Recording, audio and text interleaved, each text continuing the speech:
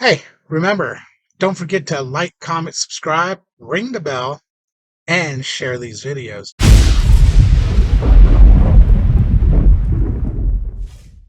Today's video, we're going to be talking about one of the reasons that led up to me leaving Prime, Okay. and that was fleet managers.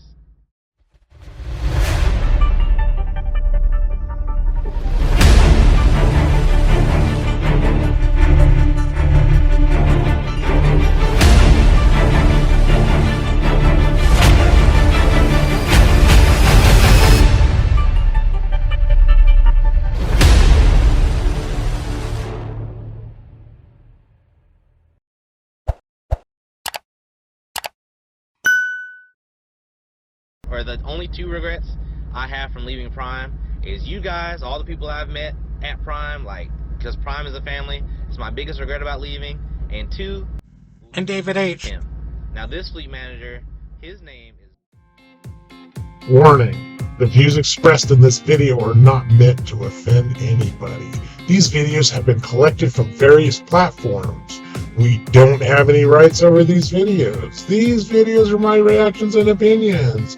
If you are really sensitive, this channel may not be meant for you. The fleet managers at Prime Inc. So, let me start by saying this. I've had a total of 3 fleet managers at Prime. 3 fleet managers. That's kind of a bummer. I've had 2. I've had one for company and one for lease. Yeah, getting along with the fleet manager is important. You guys are a team. And I've always said in this Johnson's Logic, I like you. I mean, that's ain't a bash on you, but I've always said any guys who starts jumping fleet managers have always got one foot out the door. Um, if you can't make it work with a fleet manager, then things are bad. Now, that's not saying that there's some fleet managers that are just horrible and yeah, you need to get away from. I know a guy who's what he used to tell me his fleet manager would say to him was horrendous. Let's go.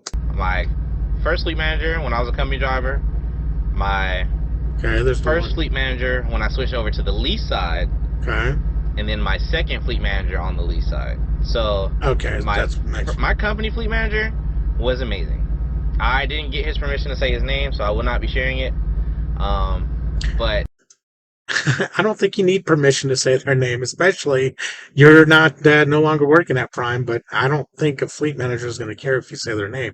Now, I guess if you're bashing on them, they would probably not like that too much. But he was fantastic as a company fleet manager. He was a fleet manager. He's one of the top, one of the top ranking fleet managers, one of the top ranking fleets on the company side.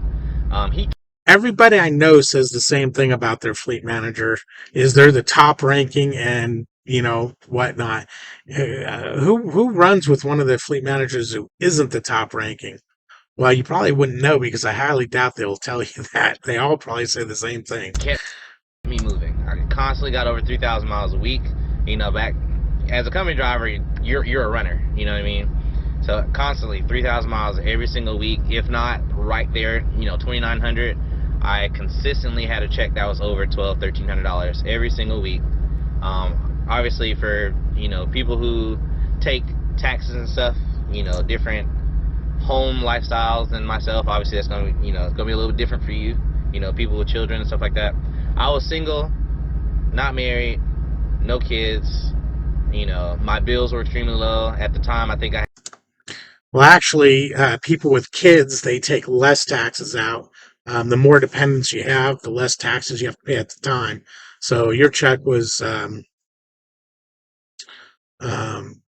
you were probably getting more taxes taken out because you weren't claiming anybody. But I don't know, that whole tax thing is weird. But that's some good pay. That's constantly getting over 3,000 miles. That's tough to do as a solo company guy. I had a car payment, my car insurance, and my phone bill, and that was all my bills for the month, and keeping myself alive on the truck. So I live well below my means when I was a company driver.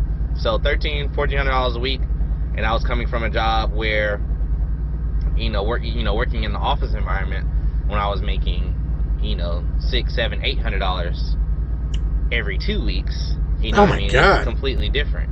So, first company fleet manager, fantastic dude. I loved working for him. It was actually when I first came to Prime, I had no intentions of going lease. Actually, by that fleet manager's recommendation, he actually, suggested that I go lease. So, That's weird. thanks to him, I wouldn't be where I am today, without him. So he was actually the one who recommended I go lease. Started asking me to, started giving me little tips and hints of what to look for in loads. Like even on my company loads, he would tell me, what I would make on the lease side if I were to. Now, before all you company drivers at Prime. Before we get too far from that, one of the things that runs around Prime or throughout the grapevine is they're constantly trying to get you to go lease. And that's what it sounds like here. Oh, my fleet manager suggested it. Well, when I started talking about going lease, my fleet manager actually, hey, you know what? This is a bad time of year to do it. Blah, blah, blah, blah. Why don't you wait for this? Why don't you? And when I decided to go lease, I asked him, hey, can I start seeing what I would make if I was lease? And he started doing just like Johnson Logic's fleet manager. He started showing me, okay, he'd send me the revenue for the load and what you would make. But I've never once, because even when I went in and I was going to lease right out of the gate and decided to go company, no one ever said, well, you might want to do it. Never was pressured into it, which was good because I know a lot of people would say they were pressured into going lease by, um, leasing or their fleet. I don't know. Usually it's when they first get in by somebody. I don't know who it is, but they say they were pressured. It was a hard sell. That are watching this, like, oh, I can ask my fleet manager, what it'll pay if I was leased. No, you cannot. So that person has been in with Prime so long, he still had access to be able to do that. That's not a common white thing.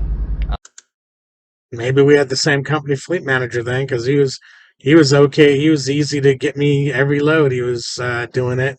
Leasing pulled a bunch of people's records and gave me what they were making a week and whatnot. It was very easy to get the information. But maybe we had the same fleet manager. And if it is, I don't know. But if it's, his initials would have been LB. To my understanding, it is not. So don't be like, well, Johnson's Logic said. No, I didn't. Anyway, he No, started giving me tips and hints on like, hey, and I would start asking him. I'm like, hey, if I, we had a lease conversation, he gave me this load. My first lease fleet manager. I'm very analytical, and all you guys that watch my channel already know this about me. I'm very analytical. I think things through. Like if I'm having a problem with something, I document it. I make sure I go through the proper channels. I do what I'm supposed to do on the business side. I make sure things are getting taken care of when it's supposed to be taken care of.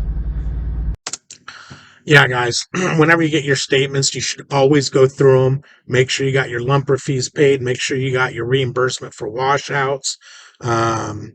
Make sure you got paid what they said you were going to get paid. Now you got to remember it's an estimate, so it should be either the exact or within a few dollars.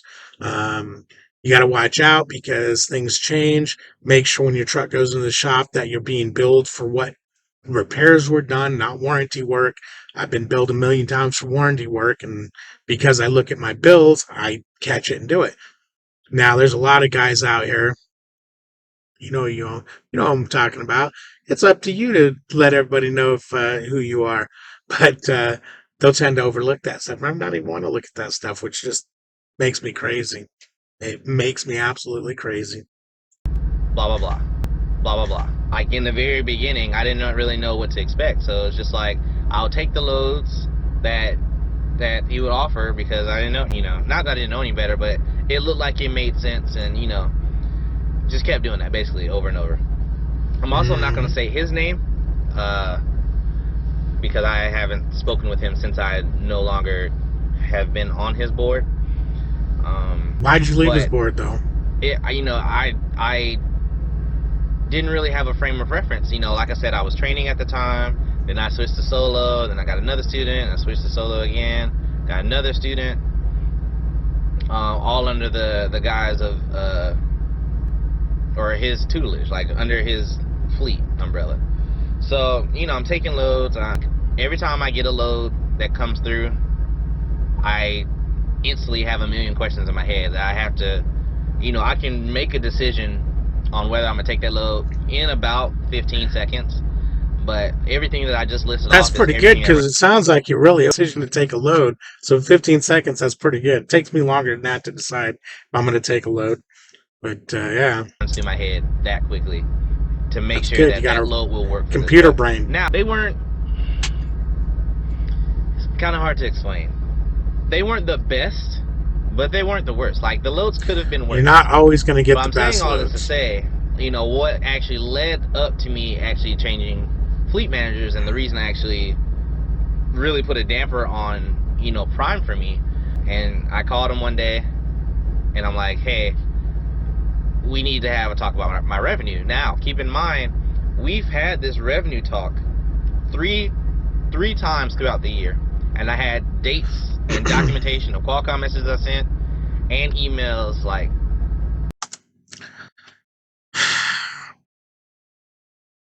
Well, that's that's one of the things working for a company like Prime, a mega carrier, is you don't get too much control over what you're doing. And I think Johnson's logic is it was good that he left and he went over to another company where he does have a lot more control. Because just listening to this video and hearing that documented this, documented that, and the loads weren't the best, it sounds like he wanted the best loads out of the fleet all the time, which you're not going to get out of a mega carrier. It's a give and take. You're going to get a good load going in somewhere. You got to take it, the pounds coming out, put them together. It made for an okay load. You're not going to get high revenue in, high revenue out of everywhere, or great load, great load, great load, great load after each load. Now, having said that, let me say this: that doesn't mean you're not going to make any money. Okay, I've had a couple of loads, but I'm still grossing way up where I need to be to take home a big stack of cash. It's pretty much the same stack that I took last week, where I had a lot of really good loads. It's just the way the loads panned out. The way the loads panned out. Okay, these were really good, high-paying revenue loads. I got, let's say, we'll look at it like this. I got 3 of them in for this much money. And then over here, I got a couple of really good ones and then a couple of loads. And I still made the same money, but you see, I got an extra load in there. The time on it was different. So there's all kinds of things to factor in on whether loads are good or bad. But a mega carrier, you're not going to have great, because you don't pick your own loads. You got to rely on sales. Ugh. I had documentation of each time we've had this revenue, this expectations meeting that I was set with him. Like, hey, I hope he goes into what this expectation he was looking for. I'm really, really interested in that. I would like to be making this amount, this amount, this, and this. It's not, it wasn't an exuberant amount. It was just like, hey, What is it? I'm here. I feel like we can go a little bit higher, especially me being a trainer. I feel like, I'm sitting a lot, blah, blah, blah, blah. Anyway, this is what really put a damper on Prime for me. And He's not going to say. What really had me pretty upset with this fleet manager. So I finally, in October when I got this truck, I switched everything over. But the same day that I signed for this truck, I actually requested a meeting with my fleet manager and the supervisor. I'm like, I can only have so many meetings without, any results. So I actually requested to talk to the supervisor, and What did they I have say? my spreadsheet. I made my own spreadsheet for Prime specifically. Boy, lots of problems trying to get this damn thing to work. Not a problem of the program, but a problem of I forgot a step in the program. So I recorded 4 full-length videos, and none of them had sound. You could hear me, which is odd, but it didn't record the sound on the screen because I accidentally had it disabled. This is what I'm going to call the second half of part 1 of Johnson Logic's Why He Quit Prime video. And Yeah, if this don't happen this time, I'm done. Had a meeting with the supervisor, and I had That's never a good thing to have to do, is to have a meeting with the supervisor. Basically, it's your fleet manager's boss. Um, I've talked with supervisors before. Generally, it was when I was company, and my fleet manager was the kind of guy. If I had a question for him and he knew I wasn't going to like the answer, he just came here, talk to so and so. I don't know what that was all about, but that's what he did. I made my own spreadsheet for Prime that every single trip, how much fuel after IFTA is taken out, after my fuel surcharge is taken out, like actually what I paid for fuel on every week. Like I kept that Wow. spreadsheet up. Wow. Pulled my thing out of my ear. That's a lot of extra work to go through. I mean, it's good to keep track of everything um, like that, especially if you're trying to win an argument like he's going to do. I'm not saying he was going to lose the argument or like it may sound, but essentially he's going to go into dispatch and the supervisor and try and win an argument on why he's not making any money. And let's see what happens here. So I got to get ready to go. I got to deliver here shortly. Updated every single day. And, so the supervisor called me, and at first, it took him about a minute and a half to warm up to me. And I don't blame him, because I'm sure the supervisor, you get drivers all the That's because he's like, man, another damn driver who thinks he should make a crap load of money. What the hell is wrong with these drivers? But I was prepared. So, at first he was kind of cold Remember that being prepared is key when you got to argue something. to me. And he's like, well, what's the issue? I'm like, hey, I feel like my revenue's low, especially me being, one, I'm a lease operator. Two, I've been, Now, I told you I had a problem. I've already seen this. Watch what he's going to say next. I feel like Oh my the God. lows that I've been being offered and being told that that's my only option in the area, I feel like that it's too low. So and then he pulls up my settlement. He's like, okay, well, how much have you made to date? And as soon as he asked me the question, I was able to answer because I had my spreadsheet up. I was like, well, I've made this much this year as a lease operator. And I guess he was taken aback by that because I had all my data in front of me. Yeah, because most guys want in there. I have no proof of anything. I ain't making money. I ain't making money. And then they come back and go, Har. You had all the figures and data. Check out what he says now. This is BS. Because he just pulled up my year-to-date numbers and looked at those lines, but didn't realize what I'm about to tell you on the other line. So when I told him that number, he's like, oh, okay, well, I mean, that's pretty average. Just, That's just about average average. for a solo truck. I feel like you're doing. Did you hear that? Did you hear that? I keep looking at the screen. For a solo truck, he's training. And the guy's, that's about average, a little above average for a solo truck. If I was Logic, I'd have freaking come out of my skin at that point and said, somebody owes me money. Fine. And I'm sitting there, I'm like, for a solo truck, like, I'm not a solo truck. He was like, what do you mean? I was like, sir, I've been training all year. He's like, you're a trainer? I was like, yes, sir. So then he did the calculation on my settlements and realized that I've been training 87% of the year from February to October, since I was leasing. I was a trainer 87% of that time period. Can you imagine? I mean, if you really think about what he's saying. He was a trainer 87% of this time. And the guy's telling him that you're making average, little above average for a solo truck. And so once he saw that, he's like, okay, I see exactly what the issue is. And he's like, do you mind sitting on the phone with me? I'm going to have a conversation with your fleet manager, and I want you to sit in on it. Because he tore him a new one. I have a problem with that. The guy let him sit on the phone while he tore him a new one. That is major unprofessional. Now, it all depends on what Logic says is tearing him a new one.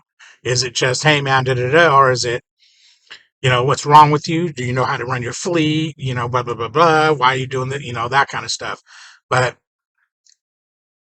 If someone needs an ass reaming, it's best to do it in private, not in front of one of their employees. I know we're the boss, they're the employee. Yeah. Sorry, Brent. They went back and forth about certain decisions that he made that could have been made better and blah blah blah. And like another big thing about team trucks for prime drivers is going to California. If you're a team truck, unless you specifically tell your fleet manager, I'm not going to California. If you're a team truck, you're going to California. Why that is, a team truck run into California. You go into California, you make okay money. It's not real great. Coming out of California, if you can get some vegetable, fruit, loads and whatnot like that, bank going to the East Coast. Now, once you get to the East Coast, they want to turn you around and zip your ass back to California as quick as possible. That's the way a team truck will make money.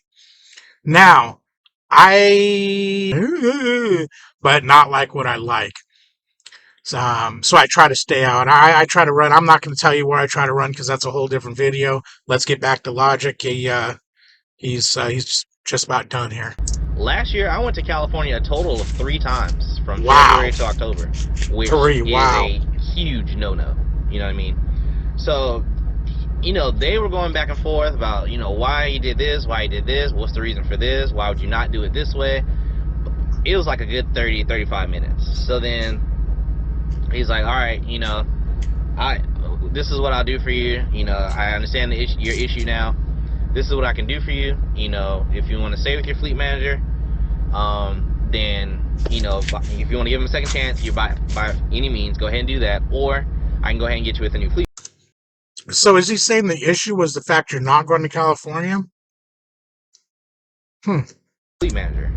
And, I'd have took that new fleet manager in a heartbeat.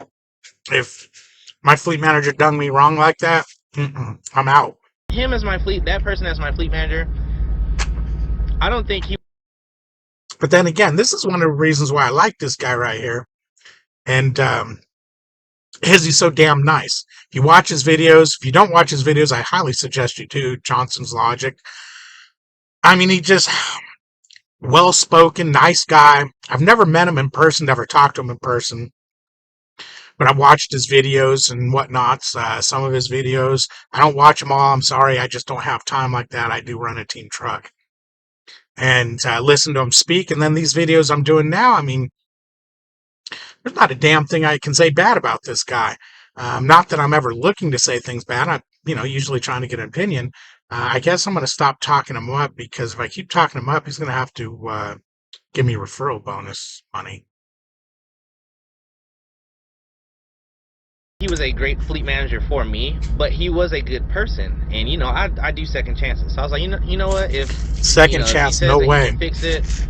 I like to give him a chance. Blah blah blah. I give him a chance. He's like, okay, well, I'll do this. I'll give you guys 30 days. I have your truck number written down, and for every trip you take for the next 30 days, I'm gonna make sure and look at it, and make sure that that's optimal for that area that you're gonna be in. And I was like, okay, because I went out in the Volvo and then I had to come back. Let me ask you something. Did that Volvo, did you get it new? And did it come with flip-flops? I heard that when you get a new Volvo, they have a brand new pair of Nike flip-flops sitting on the table back there for the driver. Just curious. For some warranty work, for the leasing warranty. Anyway. Figures you had to come back because it broke down. Anyway, so he ran me out and then came back. So those 2 weeks that I was out were the best weeks I've ever had as a trainer at Prime. I'm talking about, I took home, I gross revenue 10,500 1 week. The next week it was like 10.7 thousand. And actually after all my expenses and everything, I think I actually took home I think it was 4,800 1 week. 48, like 5,100 net, after everything. Yep. That next week, they were good. I think he just said net. It's actually gross to the what do they call it? No, they call it net. What do they call it? Hold on, I can look. Okay, they call it gross amount due to unit. is you got your gross to the truck. Then you got your gross amount due to unit, which is all your deductions taken out. The one thing that's still in there that they have to deduct is that comes out is your excess mileage and tire amount, which on this particular check. And so after they do that, then they call it the net amount due to unit. That's due to the unit. It's not your net amount you made. Net is the thing. So when people are talking about their lease thing, because he still has to take taxes out of that net amount, which with me, my particular situation, I take 25% out. Okay, let's get back. Good weeks for like those times that he was watching my truck. I'm like, okay, it's really not, it's really, I'm not crazy. Like, it's really not me. You're crazy. But I ended up having to come back and my truck went down. So while my truck was down, I was just, I thought about it. I'm like, okay, we're going to see what he does, right? So I ended up going back out with him, using him the rest of the year, using that fleet manager for the rest of the year. Yeah, January of this year, I was still with him. January of this year, because he only watched my truck for the month of October, November came around, it was just me and that fleet manager again. So I'm running my truck, and I steadily watched it go down, right back in that same loop we were just in. And that's where you should have jumped on his ass right away and said, hey, man, something's going on here. Really no change outside of the fact that it's now winter, but we were halfway in winter before. So there shouldn't be a huge decrease while my revenue... Not a huge decrease, but you can see a decrease. I won't say you can see a decrease in revenue on both lease and company side, just because things tend to slow down a little bit. You start getting stuck in storms. You might shut down a little longer than you might have because of a storm. And come wintertime, certain part of the year there, that's where having a team truck sometimes is nice, because you can get that load moved and hopefully drop it at a yard or something if it's got too much time on it. But that presents a whole set of problems in itself. Is, our miles is going back down solo miles. I know there's still team freight in the winter. Okay, go ahead and route me into the yard. Got routed into the yard, and I let them know, I'm like, I'm getting a new fleet manager. So I ended up going back to the yard. I would still be at Prime as a true owner-operator with this truck. What is a true owner-operator at Prime? Is that someone who's paid their truck off? Or are you talking about running on their logistics side with your own authority? Inquiring minds. I always say that truck is pre-planned on another order. As soon as I send a message to figure out, like, hey, can I... Okay, yes, that happens to me a lot of times. I'll go to, or I'll be driving to a 90, which is our drop location, and I'll get a pre-plan, which means now I can't look at the load board. Or I'll go to open it up, and like you said, your truck's already pre-planned on the load.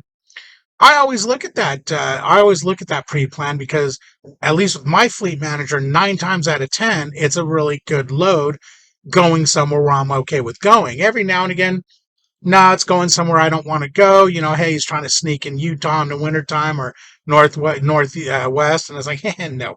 And I'll just send him a message real quick and easy. Bleep, bloop, bleep, bloop, bleep, bloop. Can you pull that plan off me? I want to look at the load board.